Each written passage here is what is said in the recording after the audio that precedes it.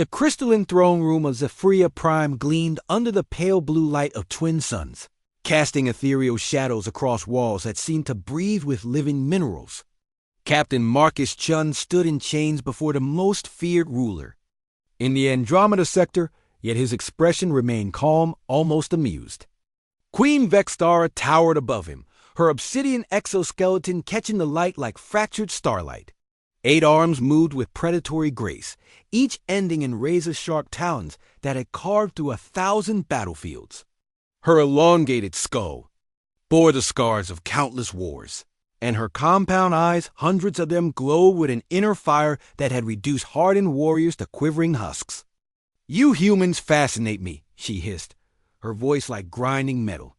"Your species lasted longer than most against our fleet. 3 standard cycles of warfare, and still you fought." Her mandibles clicked in what might have been approval. "But now you are here, the last of your kind's military commanders. Tell me, little human, what do you see when you look upon me?" Marcus lifted his head, meeting her multifaceted gaze without flinching. Around the throne room, her court watched with anticipation. Zephyrian nobles and military officers, each a nightmare of chitin and blade, waited to see another human break. "I see beauty," Marcus said simply. The court erupted in chittering laughter. Several nobles fell from their perches, overcome with mirth. Queen Vextara herself seemed taken aback, her head tilting with genuine confusion. "Beauty?" she repeated, leaning closer. Her breath smelled of copper and ozone. "Look at me, human. I am death incarnate. I am the widow of stars, the devourer of worlds. My children feast on the bones of your species. I am nightmare given form." Marcus studied her carefully, as if seeing her for the first time. "May I speak freely, your majesty?" Amusing. "Yes, entertain me with your human delusions before I decide how you die." "When I was a child on Earth," Marcus began, "I had a teacher who showed us pictures of creatures from our world's oceans. Deep-sea beings that lived in eternal darkness, under crushing pressure that would kill a human instantly. They were called monsters by those who feared them, but my teacher, she helped us see differently." He paused, remembering. There was one image of a creature called a bioluminescent jellyfish. Transparent, ethereal, with lights that pulsed through its body like living stars. Most people called it alien, frightening. But I saw something else. Queen Vextara's hundreds of eyes focused on him with predatory intensity. "Continue." "I saw adaptation. Perfect evolution. Beauty born from necessity." Marcus's voice grew stronger. "You call yourself ugly, but I see the masterpiece of 1 billion years of survival. Every scar tells a story of victory. Every blade on your arms is a testament to your strength. Your exoskeleton doesn't just protect, it gleams like the armor of ancient heroes." The laughter in the court had died. Several nobles shifted uncomfortably.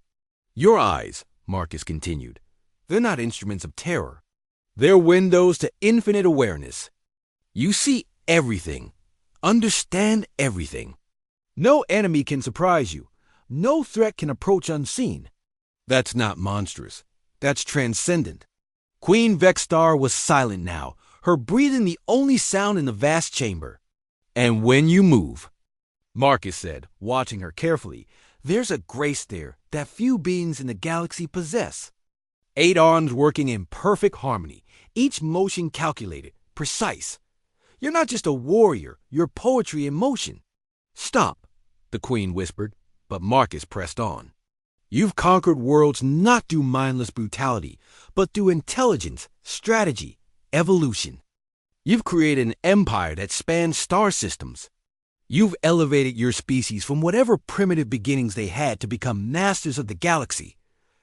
How is that not beautiful?" The queen's exoskeleton began to change color, shifting from obsidian black to deep purple, then to an iridescent blue. It was a phenomenon Marcus had read about, but never witnessed a Zephyrian displaying vulnerability. No one has ever. She began, then stopped. Her voice, when she continued, had lost its metallic edge. "In 300 standard years of existence, No being has looked upon me and seen anything but death." "Then they weren't looking hard enough," Marcus replied. Beauty isn't just about matching some arbitrary standard. It's about recognizing the incredible and the unique.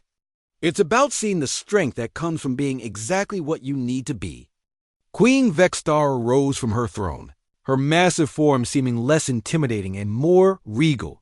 She descended the crystalline steps slowly, her court watching in stunned silence. "You speak of my scars as victories," she said, stopping mere inches from the chained human. "But what of my loneliness? What beauty is there in ruling through fear?" Marcus met her gaze steadily. "Even loneliness can be beautiful, Your Majesty. It speaks to a depth of consciousness, a capacity for connection that lesser beings don't possess. The fact that you can feel lonely means you understand what companionship could be." She reached out with one delicate talon, lifting his chin. "And if I chose not to execute you, human? If I chose instead to learn more about this perspective of yours?" Marcus smiled then, the first genuine smile he'd worn since his capture. "Then I consider myself the luckiest soldier in the galaxy, Your Majesty. There's a whole universe of beauty out there waiting to be recognized. I'd be honored to help you see it." The Queen of Zephyria stepped back, her coloration shifting again, this time to brilliant gold. "Remove his chains," she commanded. For the first time in centuries, Queen Vextar had found something more valuable than conquest, someone who saw her not as a monster, but as herself. As the shackles fell away, Marcus wondered if this was how peace began, not with treaties or surrender, but with one being truly seeing another,